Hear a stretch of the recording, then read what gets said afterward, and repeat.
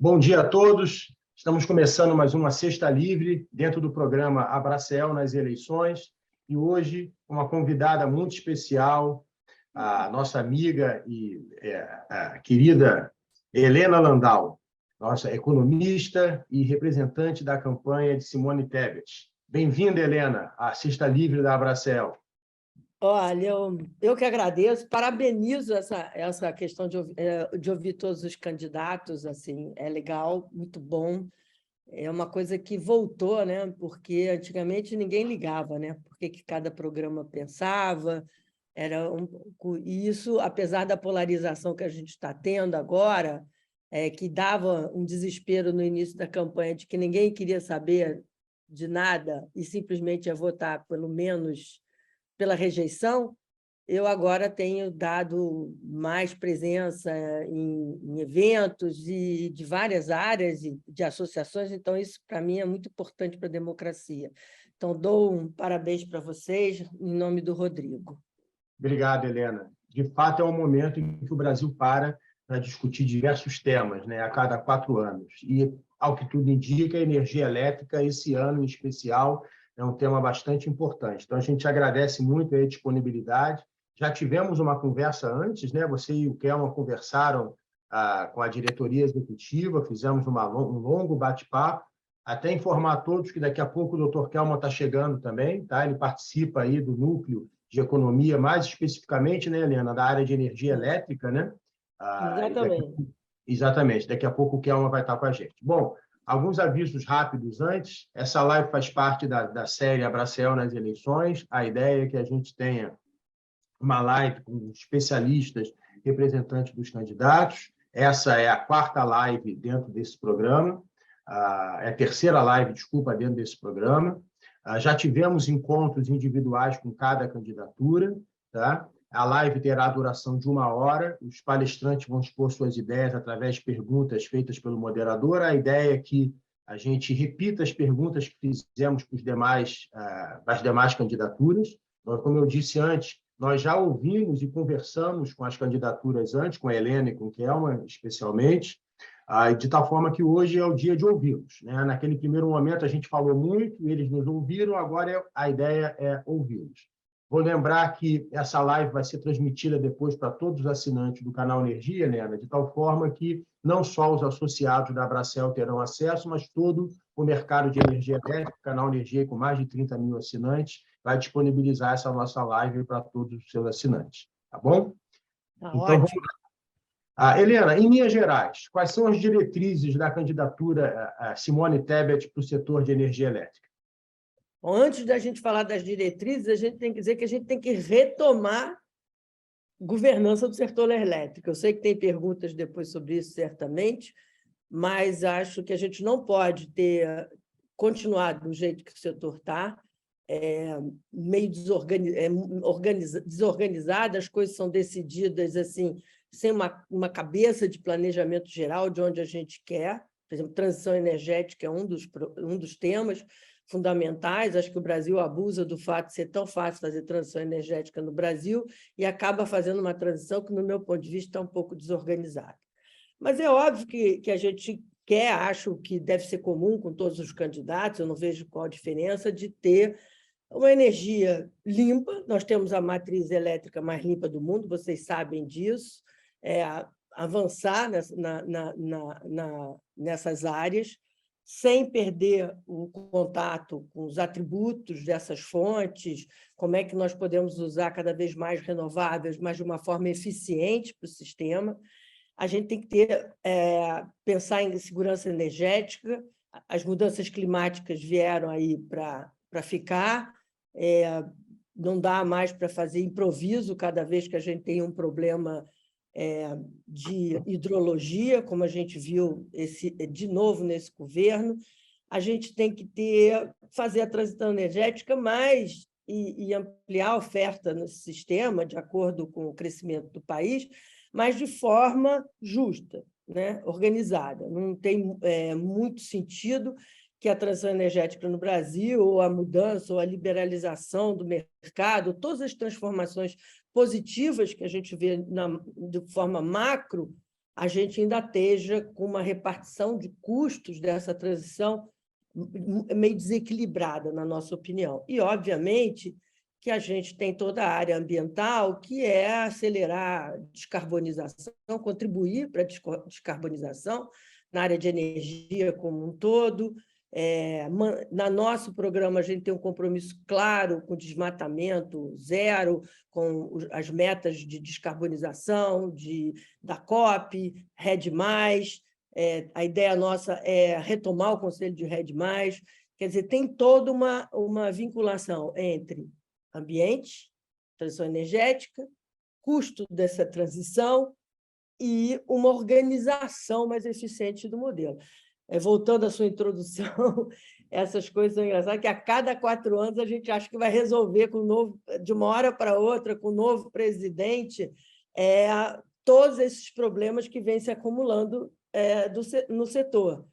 Isso é bom, porque dá uma energia de organização, todas as associações se juntam, mas a gente não pode perder essa energia, qualquer que seja o presidente eleito. Tá? Essa é uma coisa importante. Sem dúvida, Helena, sem dúvida. Agora, como é que a candidatura vê a elevação acentuada das tarifas de energia elétrica nos últimos anos? E quais soluções podem minimizar ou solucionar esse problema, Helena? Bom, assim, independente da candidatura, né, com a minha relação com o setor elétrico antiga, né, estava lá desde as privatizações das distribuidoras, eu acho as tarifas de energia elétrica, especialmente por conta da parcela A, são elevadíssimas assim, no Brasil, né? Assim, elevadíssimo em que ela podia ser. Teve muito elogios, até meu querido amigo Cláudio Salles fez um artigo sobre ICMS, com a importância da redução de tributos em bens essenciais como energia elétrica, mas isso é uma solução, apenas uma solução. A gente tem que olhar os elementos que fazem com que a tarifa de energia elétrica venha subindo, independentemente das eficiências, do aumento da modernização do setor, da entrada de fontes cada vez mais eficientes e competitivas. E isso está claramente, né, Rodrigo, vinculado aos encargos, né, ao tamanho da CDE, a falta... Eu acho que tem uma certa, vamos dizer assim, preguiça, desculpa o termo, mas uma certa preguiça da parte da regulação de pensar coisas e ineficiências. O que acontece? Vai tudo para o consumidor. Né? CDE vai aumentando de tamanho, CVA aumenta de tamanho, vai tudo para o consumidor. Quer dizer, na última ponta, é o consumidor que vai pagando as ineficiências do setor elétrico. Eu sei que eu estou no meio de comercializadores, mas a gente tem que reconhecer que está ficando cada vez mais caro para o consumidor cativo, né? Porque o consumidor cativo vai incorporando uma série de elementos na tarifa que, inclusive, a saída do consumidor para o mercado livre, e a gente vê uma agência reguladora assim, meio de braço cruzado, satisfeita em passar tudo para o consumidor. Passa tudo para o consumidor. E foi assim que a gente viu na MP 579, a gente achou que tinha aprendido, a gente viu de novo na crise climática desse governo, a gente está vendo na passividade com que a regulação olha as mudanças no mercado de energia. Todos nós somos a favor da liberação, do aumento da abertura de mercado, mas é meio como se as coisas fossem andando sem esse comando, né? Então, acho que é fundamental que a gente ataque definitivamente a questão de subsídios e encargos no sistema, né? Isso é fundamental, porque o governo, por exemplo, promete um choque de energia barata, vai lá diminuir o ICMS de uma hora para outra, todo mundo é a favor de reduzir impostos, mas prejudica os estados, faz uma desorganização, mas não mexe em nada, nos subsídios que ele mesmo permitiu que fossem criados, através do jabuti, ou dos aumentos de custos que desnecessários. Então, para aprovar a Eletrobras, a gente renovou subsídios desnecessários, a gente criou jabutis, tudo isso encarece a energia, é um custo de segurança muito maior do que o necessário, e vimos ontem, né? O que aconteceu ontem no Congresso Nacional, quer dizer, o governo perdeu o controle completo do setor elétrico. E isso, então, na nossa candidatura, a gente vai ter que retomar, fortalecer os órgãos como a ANS e EPE e, principalmente, melhorar a qualidade da regulação. A gente vai precisar atacar essa questão da indicação de qualidade, tanto nas agências reguladoras como as outras, e não é só dar nomes de qualidade, dar autonomia e fortalecimento. Quer dizer, isso tudo reflete em preço. Toda alocação mal feita reflete em preço. Também a gente já carrega um modelo que precisa ser reavaliado, onde o objetivo principal sempre foi colocar megawatts no sistema, né, a qualquer custo, né, porque o medo começa lá atrás com medo de racionamento. A gente tem que repensar o nosso modelo de energia. Mas o primeiro passo, na minha opinião, é rever as leis recentes que ampliaram subsídios desnecessários, renovaram subsídios desnecessários, prevêem a alocação de térmicas em lugares onde o custo é elevadíssimo. Tudo isso foi feito à revelia do planejamento, né? É interessante, Helena, você citou a morosidade, né? De fato, isso nos incomoda muito. O setor elétrico tem técnicos espetaculares, tem uma cultura setorial fantástica, mas a gente passa 20 anos discutindo a mesma coisa, né? É comum a gente sentar num evento e ver uma autoridade reclamando que as coisas não andam, e você fica pensando, mas não é ele que tem que fazer a coisa andar? Né? E as coisas não andam, e discussões são eternas. Isso nos Eu incomoda queria muito aqui na só Bracel. completar essa questão das tarifas, porque se você olhar tarifa hoje, você percebe que ela é um puxadinho de lobby. Você consegue identificar o lobby de cada situação em cada elemento de pressão tarifária. E o consumidor regulado, ele é difuso, né? É difícil ter alguém que olhe por ele. A Abraço é muito efetiva em outro tipo de consumidor. Só tem as distribuidoras que, em tese, estão olhando, porque elas também não querem aumento de tarifa para não ter inadimplência. Mas o consumidor regulado vai sofrendo, vai sendo espremido pelos lobbies. E são lobbies que precisam ser muito esclarecimento para a população, porque, em nome da energia renovável, é como se tudo pudesse ser feito em nome da energia renovável, né? Então, a gente tem bastante competitividade e eficiência, tanto na eólica quanto na solar, para não necessitar mais desses subsídios, para poderem competir exatamente, levando em consideração atributos também das que fazem a segurança do uso de renováveis. Então, até o modelo de tarifas tem que ser mudado, né, Rodrigo? E eu acho que ontem eu estava numa reunião com uma das associações, falei, gente, tem muita gente jovem aqui, mas tem gente aqui, feito o Reginaldo e eu, que somos jovens, mais antigos no setor, que está com saudade de um novo recebe, sabe? A gente precisa de um novo recebe. E acho também que a gente começa... passa para outra pergunta, e depois, senão eu falo do setor elétrico sem parar. Vamos embora. Tá legal. Agora, você mencionou a complexidade do ambiente regulado, né? Realmente, tarifa é um tema complexo. É complexo para a ANEEL, é complexo para as empresas, é super complexo para o consumidor.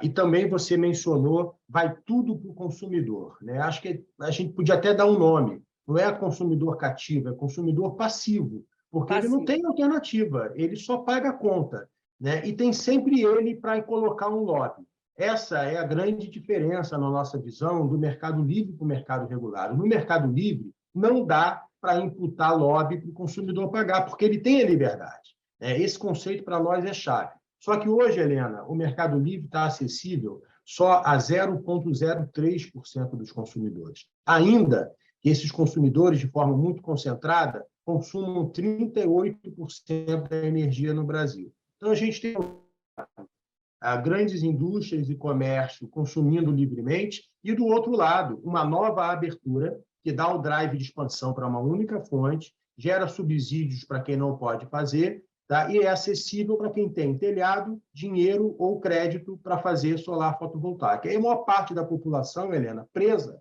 numa espiral da morte, pagando custos, inclusive, para quem sai. Então, eu queria entender com você qual é a proposta da candidatura da Simone Tebet para estender, universalizar a abertura do mercado e acabar com esse consumidor passivo e transformá-lo no consumidor ativo e livre? Eu acho que a gente... eu sei que a questão da liberalização e ampliação, a gente é super a favor, né? Porque quanto mais liberdade, mais competição, mais possibilidade de escolha para o consumidor, menos passivo ele vai ficar, né? Então, você vai, eu não gosto de usar essa palavra, mas empoderar o consumidor, né? Esse é o nosso objetivo, né? Porque mudou, o mundo mudou, modelos mudaram. O que eu acho é aquele negócio, a gente está sempre correndo atrás do que já está acontecendo para tentar fazer remendos para as coisas poderem funcionar. Então, eu acho que a primeira questão é o seguinte: claro que a gente é a favor de aumentar a participação do mercado livre e a liberdade de escolha do consumidor. Mas a gente tem que prestar atenção de que isso foi feito de uma forma até agora em que os benefícios são desequilibrados. São desequilibrados, é isso que você falou. Mesmo tendo 0,3%, eles são desequilibrados. O preço médio da CL é menor do que o preço médio do regulado. Existe, cada vez que sai, existe problema de sobrecontratação. Então, a gente tem que aproveitar todas essas discussões, inclusive a regulamentação do 414, um pouco para a gente equilibrar, né? Reequilibrar o ônus da abertura, porque a gente quer muito mais do que isso, a gente não quer só o grande consumidor saindo. Se bem que nós estamos diminuindo cada vez mais a pessoa que pode, os consumidores que podem entrar. A gente tem que fazer uma série de mudanças, por exemplo, separar a comercialização da distribuidora. A gente tem que trabalhar a distribuidora com fio, para que ela não tenha o ônus também, né, da regulação da concessão. Tem que ter mais competição no mercado acentuada, aumentar... por que eu falo mais a competição melhorada? Por exemplo, uma das coisas que eu acho que foi prejudicial a essa ampliação do mercado livre para consumidores menos, vamos dizer, especializados, foi a própria privatização da Eletrobras, né? Porque você passa uma empresa que vai entrar no mercado livre direto, porque as suas concessões estão vencidas, com 24% do mercado, tá? E a segunda tem 10% do mercado. Tá? Então, assim, você tem... essa reorganização setorial tem que ser feita com cuidado. Tem uma série de aumentos. Agora, eu acho que o fundamental também, o consumidor nem sabe, o consumidor simples, normal, ele não sabe como virar livre. A gente tem uma medição tarifária que ainda não ensinou o consumidor a escolher o seu momento, a desligar, a ligar. Tá? Só empresas mais sofisticadas fornecem isso para empresas, para condomínios, e não para o pessoal da residência. Acho absurdo tratar o consumidor de energia elétrica, o regulado, como se fosse incapaz de controlar, administrar suas escolhas. Quando a gente vê nas telecomunicações, as pessoas trocam chip, trocam operador, têm portabilidade, vão atrás de uma tarifa de menor, gera uma competição, uma obrigação, e a gente tem aqui no setor elétrico uma sensação assim, meio paternalista, né? De que eu preciso manter esse contrato assim, com essa tarifa desse jeito, com o consumidor aprisionado, porque ele não saberia ser um consumidor livre. E a gente vê isso na administração das contas telefônicas, nos consumidores de baixa renda. Eu, por exemplo, não troco nada do meu. Não faço, eu vejo na baixa renda, o pessoal trocando para reduzir tarifa. Então, a gente tem que ter um mecanismo de segurança do mercado, a gente tem que separar atividades de distribuição e comercialização. Tem toda uma preparação para que, quando a gente complete a liberação do mercado, a gente não tenha judicialização. Por exemplo, o que a gente vai fazer com os contratos, né, de concessão? O que faz com a sobrecontratação? Sobrecontratação, eu sei que vocês já organizaram no 414, né, com as distribuidoras. Como é que vão organizar essa divisão de sobrecontratação? Mas tem que ser uma coisa, uma visão muito mais macro. Eu acho que tem muito pouca competição no mercado ainda, e a gente precisa ampliar isso de uma forma muito mais clara. Eu sei que é uma resposta difícil de fazer, mas eu eu tenho muita... O Rodrigo sabe das nossas conversas anteriores que eu tenho muita preocupação de você ir fazendo sem planejamento, ir fazendo, e você vai squeezing, né? Achatando os consumidores cativos a uma tarifa que chega a um ponto é impossível de pagar, né? Então, a gente tem que se antecipar a isso com a colaboração de vocês, tá? Porque com a colaboração da Abraceel, quer dizer, não é só uma responsabilidade da candidatura ou da BRAD se proteger, mas é um conjunto do setor. Uma das coisas que é uma dificuldade de governança, e pode ser uma coisa boa, mas, por outro lado, dificulta, é que hoje tem um número enorme de associações, né? Um número enorme de associações preocupadas, cada um, claro, com o seu quintal, né? E a gente vai precisar sentar todo mundo para organizar essa transição de um modelo que hoje eu considero, aliás, eu considero há muito tempo ultrapassado. Eu já não gosto desse modelo de megawatt há muito tempo. A gente tem que transitar para um modelo de preço, um modelo de competição, um modelo de escolha. A gente tem hoje inúmeras fontes e colocar os atributos na tarifa, né? Não, assim, deixo aqui para você já o nosso compromisso e reitero que a Abraceel, Helena, tem feito todos os esforços, e não é de hoje, está aqui o Reginaldo, presidiu a associação por 11 anos. O nosso objetivo é e sempre foi abrir o mercado com equilíbrio, respeito aos contratos e segurança jurídica. Esse tem sido o nosso dia a dia, né? Acho até que, dentro dessa lógica, a Abraceel tem, mais do que muitas outras entidades, defendido os interesses dos consumidores, né? Bastante. Não, se não fosse o Reginaldo inventou o projeto de lei da comercialização, né, do Consumidores Livres, foi um valente nisso. A minha questão, quando a gente fala morosidade, passividade da regulação, é que esse processo está avançando e você vê a ANEEL ainda muito pouco um olhar dessa mudança, porque a gente chegou... É evidente que o Mercado Livre tem a sua atração exatamente porque o preço da energia no Mercado Livre é menor, óbvio, né? Mas a questão não é o único atributo para ir para o Mercado Livre. Ir para o Mercado Livre tem a flexibilidade, a escolha, etc. Tem outras coisas que fortalecem o Mercado Livre. Eu acho que a ANEEL deixou a cunha entre tarifas ir longe demais, deixou a sobrecontratação ir acontecendo. Eu acho que a gente precisava ter uma regulação mais dinâmica, no meu ponto de vista. Não canetada de resolver mudar de uma hora para outra indenização das transmissoras, mas mais dinâmica. Fala, Antes de passar para o Reginaldo, só te dar um número, Helena, a gente vai divulgar isso bastante a partir da semana que vem. O consumidor livre paga todos os encargos e tributos, né? Na CDR, que hoje custa 32 bilhões, 24 bilhões são para o ACR, tá? São para o mercado regulado e pagos também pelo consumidor livre. Então, é uma conta que está cara para todo mundo, está cara para os consumidores livres também, né? Mas, Reginaldo, vai lá, meu amigo. Helena, assim, espetacular aí ouvir a sua palestra, você assim, muito afinada, eu acho, com tudo que pensa a Abraceel. Agora, como é que você vê essa oportunidade que quem vai estar no poder tem, que é a renovação do contrato de concessão das distribuidoras?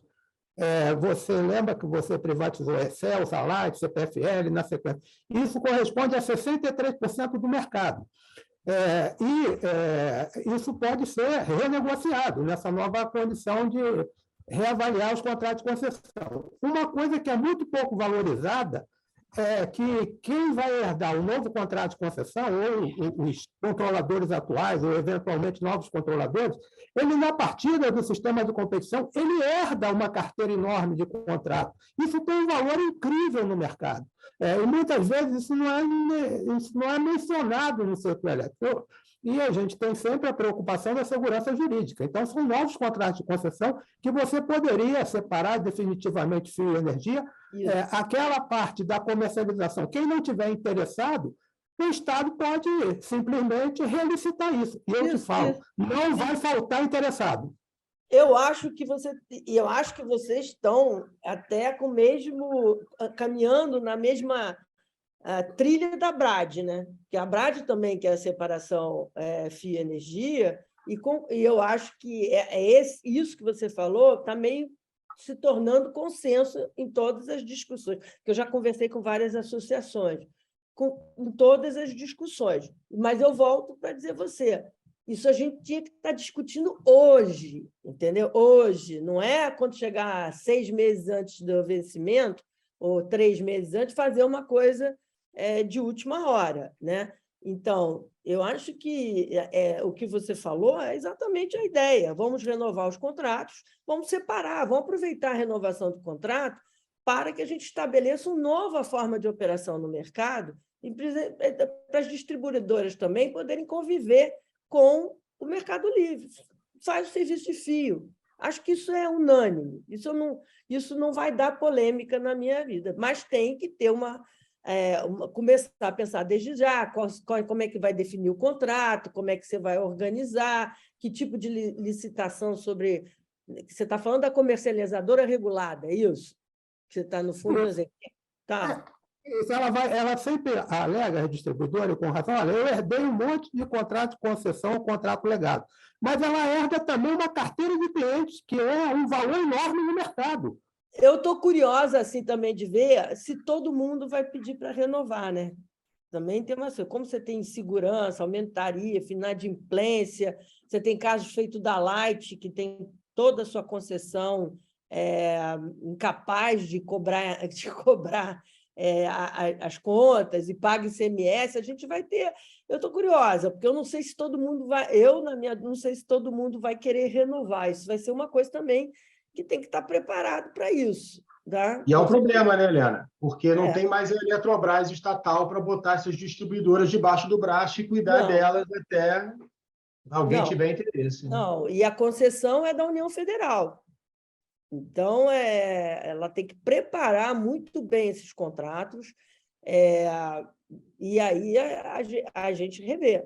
Porque como é que a gente começou a privatização? A gente começou a privatização com a Lei Eliseu Rezende, passando régua em endividamento, organizando o setor para que a gente pudesse vender as distribuidoras, tirar o risco de crédito da Eletrobras para depois vender a geração.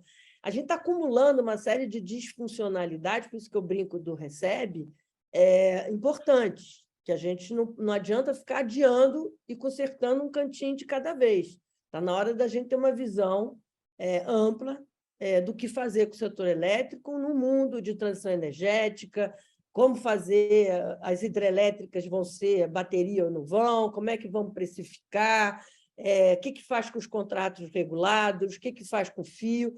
Então, assim, a gente está num momento de transição muito importante e me preocupa muito a má governança do setor.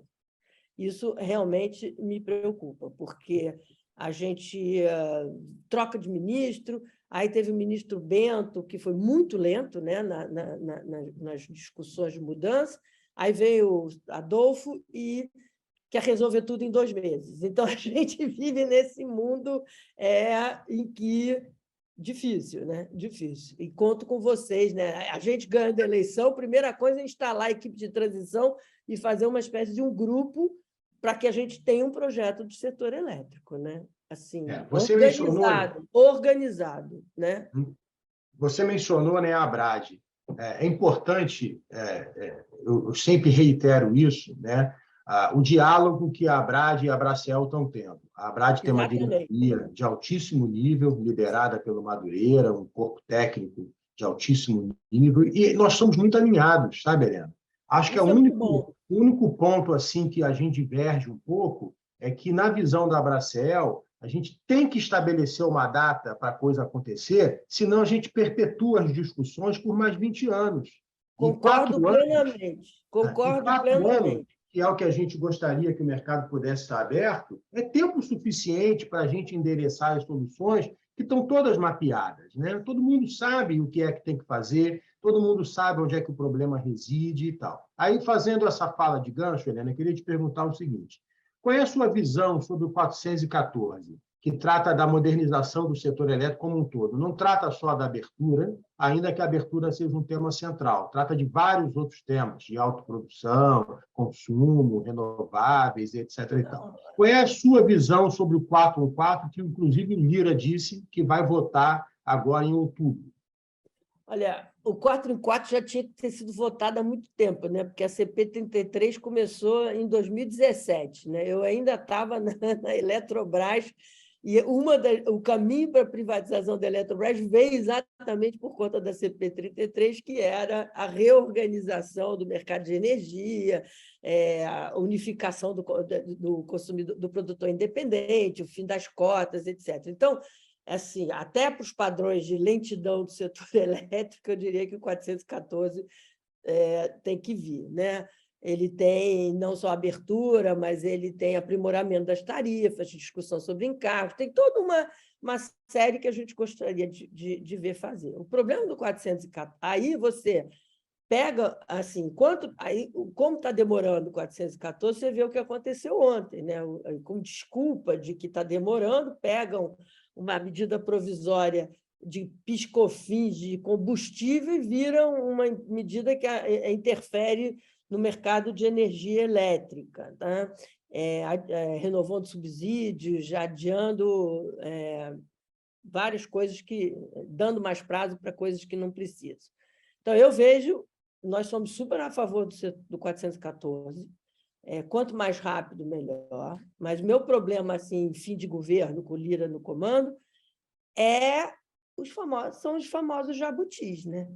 Porque o que aconteceu ontem não deixa de ser um jabuti, porque a medida provisória não tratava dos assuntos que foram tratados, e a coisa acontece 24 horas, muito bem organizada. A gente viu na capitalização da Eletrobras botar naquele artigo Saramago, que ou você veta tudo ou você aceita tudo.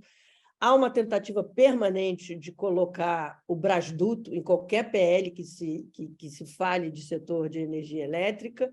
Acho que por isso que ele não tem sido votado. Então, eu sou super a favor do 414, mas toda alerta possível, todo controle de calamidade ali quando botar para votar, porque jabutis virão. A gente sabe disso. Tem uma tentação permanente de colocar o Brasduto dentro do projeto qualquer projeto de lei que sai do setor elétrico. Então, resumindo, sou a favor com vigilância. Perfeito. Agora, você citou o Brasduto, Helena. Tem vários especialistas que sustentam que nós estamos reinjetando uma quantidade muito grande de gás, além da quantidade necessária para a própria produção de óleo, etc. E tal. Eles estimam, inclusive, 40 milhões de metros cúbicos por dia, o que daria aí, mais ou menos, a preço de mercado, 300 milhões de reais dia, 72 bilhões ano. Isso no pré-sal e no pós-sal. E tem uma discussão que, inclusive, permeia o 414, como você mencionou, que é até que ponto interiorizar o gás é positivo para a indústria brasileira e para o Brasil como um todo, tá? E qual é o papel do Estado no escoamento desse gás reinjetado para a costa, para que a gente possa, na costa, fazer leilão a preço de mercado e colocar esse gás acessível à indústria e ao próprio setor elétrico. Você mencionou aí a Eletrobras, os 8 gigas de térmica, etc. Qual é a sua visão aí, Helena, sobre todo esse mundo do gás, essas discussões, o gás no interior, térmica da Eletrobras não, térmicas contratadas na lei de estatização, privatização da Eletrobras. Como é que você vê esse mundo do gás no meio dessas discussões do setor elétrico? Vamos começar pelo começo. Primeira coisa, a gente precisa regulamentar o que falta da lei do gás, que é uma lei importante, uma lei de abertura, que a ANP, mais um problema de agências reguladoras no Brasil, isso é um problema sério, né, que a gente tem que resolver. A ideia do nosso programa é criar uma gestão de RH muito forte, ter uma comissão para avaliar nomes técnicos antes de mandar para o Congresso Nacional, acabar com essa história de que diretor de agência é o primo da minha cunhada, o irmão do meu chefe de gabinete e coisas desse tipo. Tá? Então, a gente tem que ampliar o que está acontecendo na lei de gás, com certeza, avançar e regulamentar. A gente precisa completar os desinvestimentos da Petrobras, antes de falar qualquer coisa sobre gás. Petrobras ainda tem uma série de subsidiárias que poderia avançar.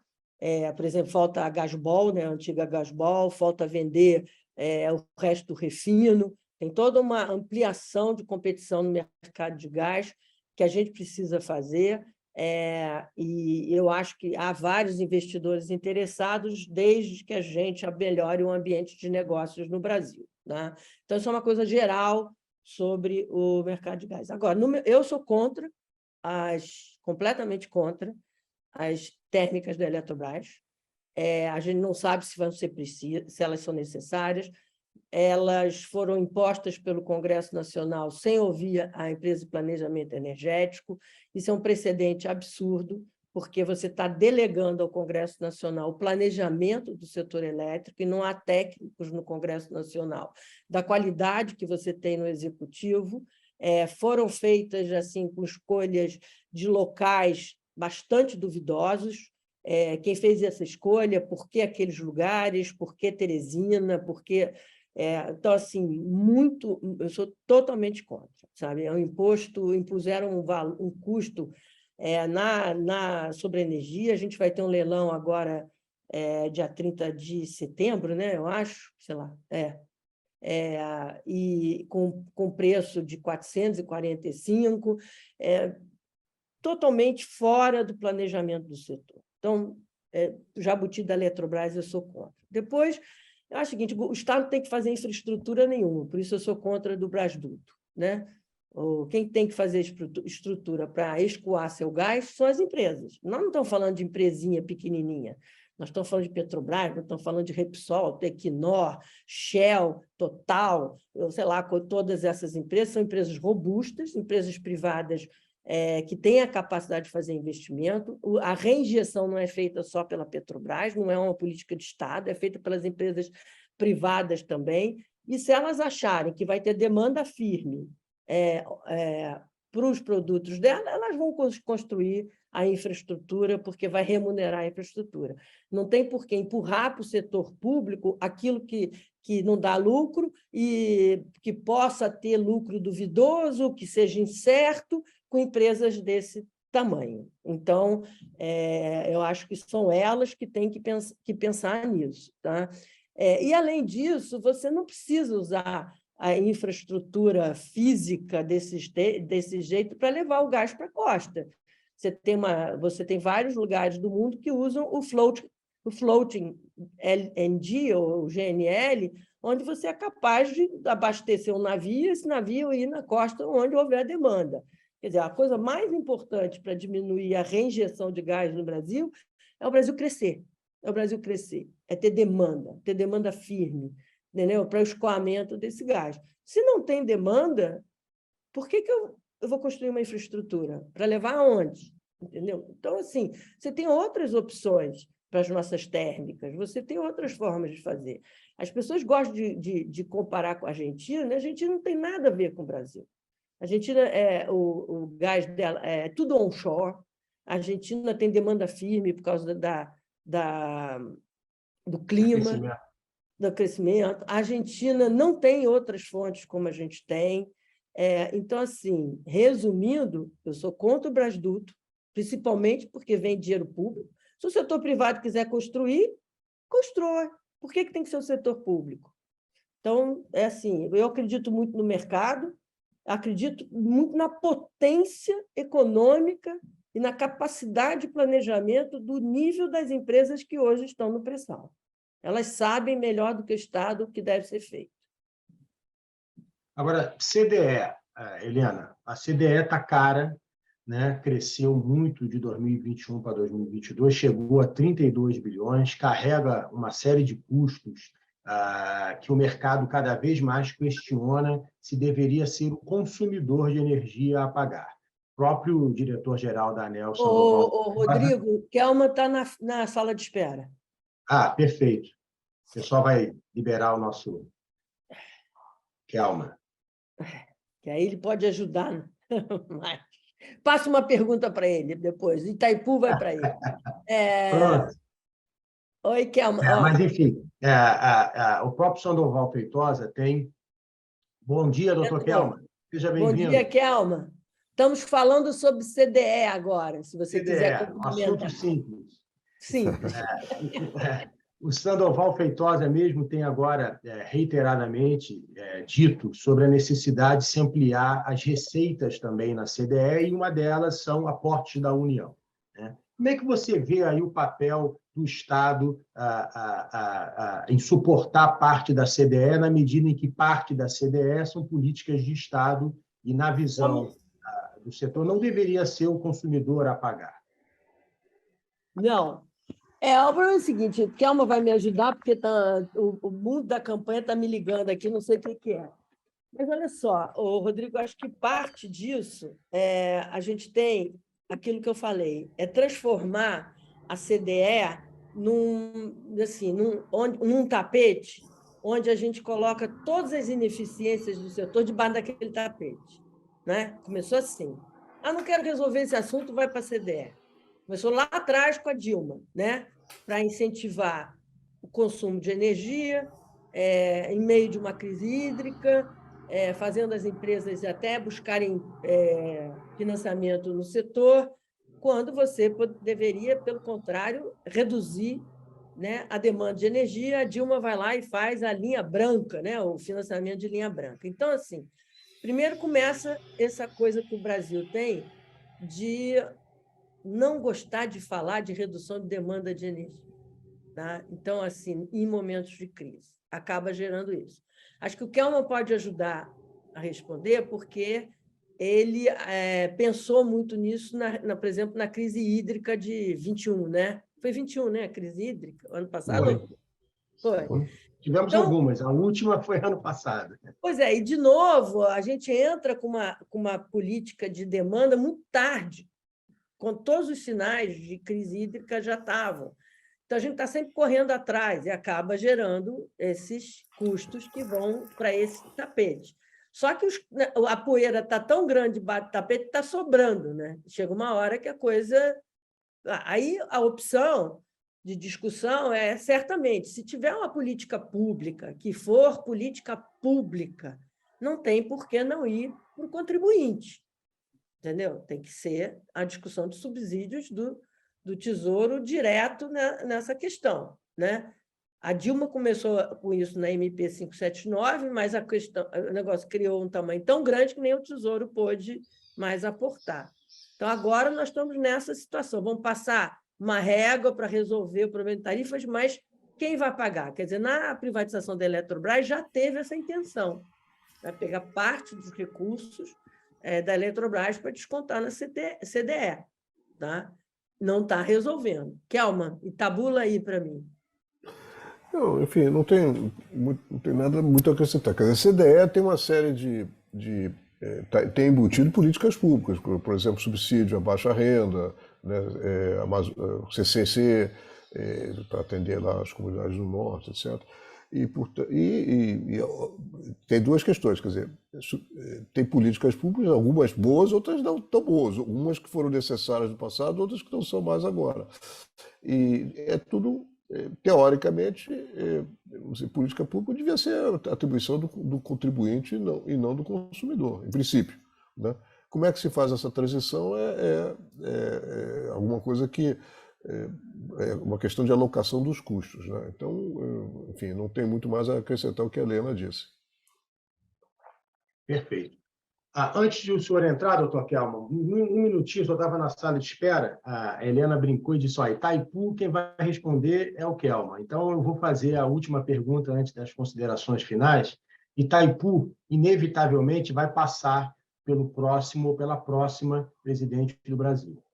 O anexo C, ele pode ser revisitado a partir do ano que vem, tá certo? E é muito importante essa discussão na medida em que o financiamento acabou, Itaipu é uma hidrelétrica, ela tem condições, provavelmente, de competir no mercado, de tal forma que essa energia pudesse ser alocada isonomicamente nos dois ambientes, de contratação regulada e livre. Como é que você vê o papel do Estado brasileiro nessas negociações com o Paraguai e como é que o senhor vê a alocação da energia de Itaipu nos dois ambientes, considerando que hoje o Mercado Livre já representa quase 40% da carga do Brasil e está alocada 88% da indústria brasileira. Bom, olha, assim, o primeiro raciocínio assim, qualitativo é o seguinte: o custo do investimento tem sido amortizado ao longo desses anos todos pelo mercado, pelos consumidores cativos que pagam a cota lá, o preço de Itaipu. Então, se, digamos, o fim do pagamento do investimento em 2023 certamente significa uma diminuição do custo de Itaipu, quer dizer, do preço da energia de Itaipu. Se isso, em princípio, como primeiro raciocínio, devia ser apropriado, esse benefício deveria ser destinado a quem pagou a conta esse tempo todo para o mercado cativo.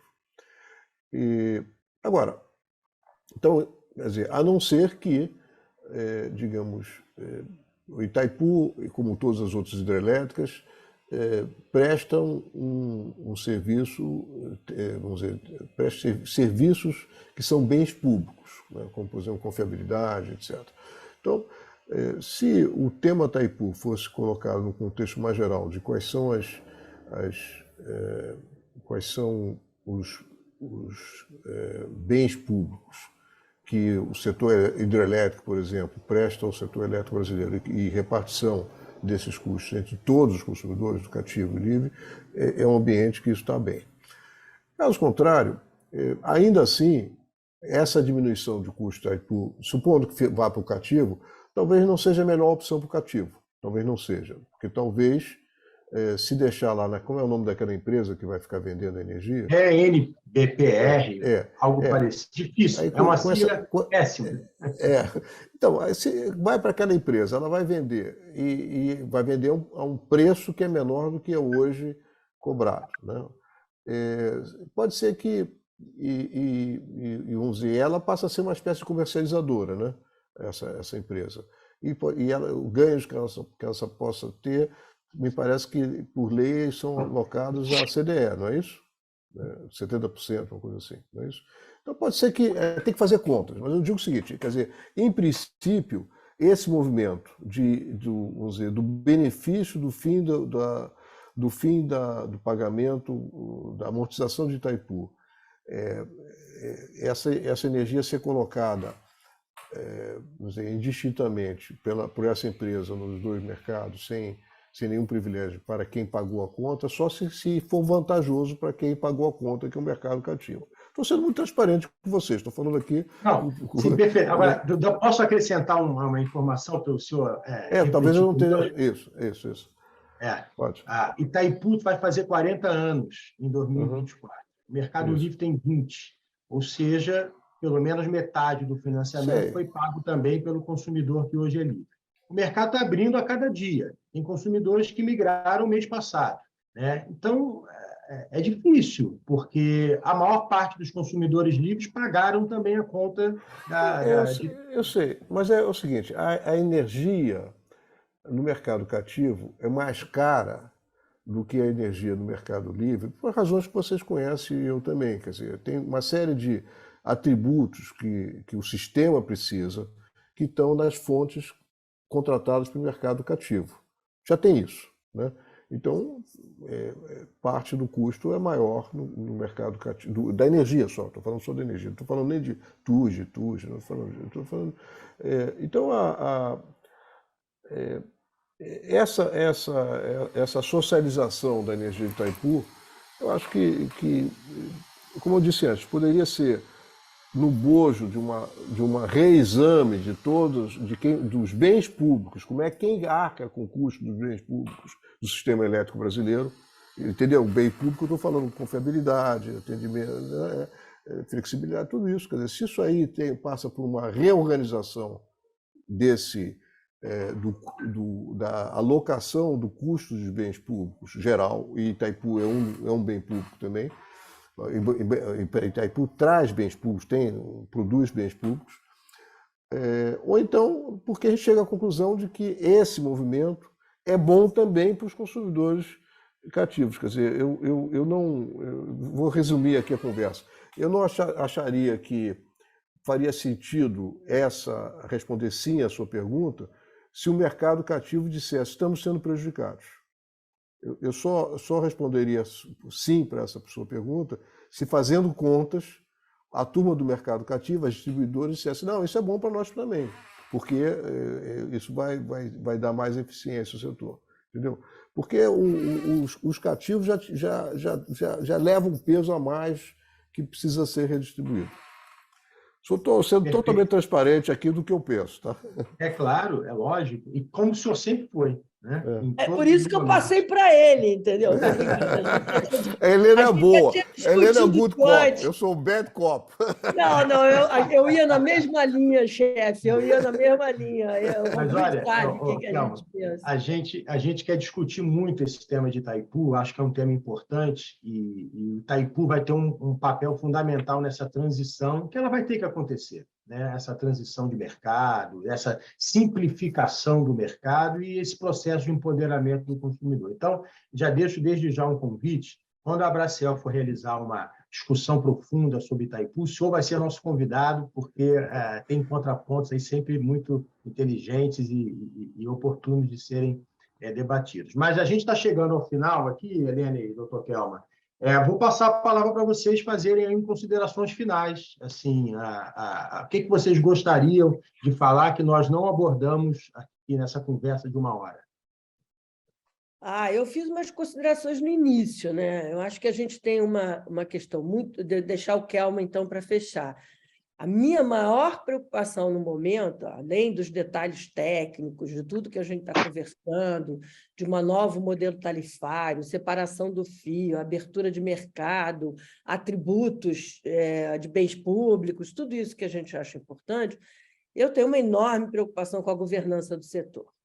Tá? Eu acho que a gente vem sempre, há muito tempo, escolhendo ministros que não têm convivência com o setor, é o setor de uma importância brutal. Nos últimos anos, a gente não trabalhou a questão de energia em conjunto com o meio ambiente, né? A gente não tem essa visão conjunta das coisas, está fazendo uma transição energética oportunística, em vez de planejada, e aí está custando mais cara a transição energética num país que tem toda essa competência, competição, fontes, muito mais caro do que precisava. E eu acho que a gente precisa reorganizar essa governança, tendo qualidade técnicos, desde o ministro técnico, as secretarias e os órgãos de planejamento. Os órgãos de planejamento eu não vejo nem problema técnico, eu vejo um problema houve uma fragilização, um desrespeito da parte do próprio Ministério e do Congresso Nacional sobre as competências que a EPE tem. Então, a questão para mim crucial para que a gente possa implementar tudo isso que a gente discutiu aqui é melhorar a governança, mas deixa para o Kelma fazer o final. Olha, Helena, só complementando, exatamente o que você disse, eu acho que nós temos, o setor elétrico precisa, antes de mais nada, buscar algumas metas. Segurança energética, segurança de suprimento, quer dizer, 2, custo baixo, 3, alocação razoável desses custos, o que é bem público, o que é bem privado, entre os agentes e consumidores. Quer dizer, ao longo dos últimos anos tivemos assim um fracionamento, né, dos interesses dos setores em muitas organizações, e isso contribuiu, quer dizer, primeiro internamente no setor e depois a dinâmica do país, contribuiu para que no setor elétrico esteja acontecendo algo que é semelhante às consequências negativas do tal do orçamento secreto. O que é a principal queixa que a sociedade tem em relação ao orçamento secreto? É que fica olhando árvore a árvore, não falando de corrupção, né? Só falando, fica examinando árvore a árvore, não vê o conjunto, não tem visão sistêmica, não aloca os recursos de acordo com algumas prioridades, olhando o sistema. O setor elétrico ficou assim também fracionado. Nós temos muitas visões, cada um puxando a sardinha para a sua brasa. Setor de geração, enfim, vários puxadinhos atuando. Nós perdemos a capacidade de formular e implementar políticas que visem a isso, minimizar segurança energética, mínimo custo, né, alocação correta do custo entre os agentes consumidores enfim, agentes do setor. A questão que a Helena falou, de interface com o setor de meio ambiente, o Brasil tem uma oportunidade, não preciso falar, vocês sabem isso muito bem, tem uma oportunidade enorme de usar o fato que é renovável para, enfim, produzir produtos com baixo conteúdo de carbono ou até mesmo exportar hidrogênio verde ou qualquer coisa parecida. Mas isso tem que ser não é uma meta em si, quer dizer, a meta em si não é ter mais solar, mais eólica, mais isso, mais offshore, mais não sei o quê. A meta é ter segurança energética, custo baixo e alocação do custo correta. Isso que a gente está querendo. E a interface com o setor de saneamento e com as preocupações do mundo com produtos de baixo conteúdo de carbono, energia diretamente com baixo carbono, vamos dizer, subordinada às três visões iniciais. E para terminar, quer dizer, essa pulverização do setor ao longo dos últimos anos, com interesses, cada um buscando puxar a sardinha para a sua brasa, fez com que aconteceu o que a Helena falou, quer dizer, a EPE capaz, mas enfraquecida. Outro dia uma pessoa me mostrou uma tabela que me deixou envergonhado. Mostrou uma tabela que era da ANEEL, assim, os diretores da ANEEL, do lado quem era o padrinho. Isso não quero nem dizer que era verdade a tabela, mas só alguém formular uma tabela desse tipo é algo vergonhoso para o setor. Quer dizer, então, esse fracionamento foi agora exponenciado, ficou muito maior, porque agora as decisões técnicas do setor são produzidas no Congresso Nacional por processos que nós sabemos quais são, de lobbies e de coisas, enfim, indefensáveis e inconfessáveis. Então, é preciso passar esse troço a limpo, quer dizer, não é começar do zero, não é rejeitar tudo que é a história do setor, que é uma história bonita, mas é dar uma correção de rumo no que tem acontecido nos últimos anos. Eu acho que é isso, Helena. Não sei se é algo baixo. Estou aqui com uma alergia. É isso mesmo, é isso mesmo. Eu acho, não sei, Rodrigo, se a gente foi satisfatória aqui, acho que a gente teve uma conversa muito franca, né, entre pessoas que se conhecem há muitos anos, Reginaldo, Frederico, Rodrigo, então, e todos os outros que estão nos ouvindo aqui. Para nós foi muito bom, muito produtivo. Bom, eu agradeço muito, tá, a essa oportunidade. É a segunda vez que nós conversamos, dessa vez agora com a audiência dos nossos associados e depois a audiência do Grupo Canal Energia, que vai poder assistir a essa entrevista. Desejar a vocês muito sucesso aí nesse diálogo com o mercado, tá certo? Que vocês possam ter boas interações. Esse momento eleitoral é muito rico, né? E a gente está tendo aí a oportunidade de conversar com dois craques, né? A Helena e o Dr. Kelma. Então, assim, agradecer muito pela participação e desejar um bom período eleitoral para vocês, para que vocês possam aí debater o máximo possível com a sociedade as ideias da candidatura Simone Tebet. Obrigado. Obrigado.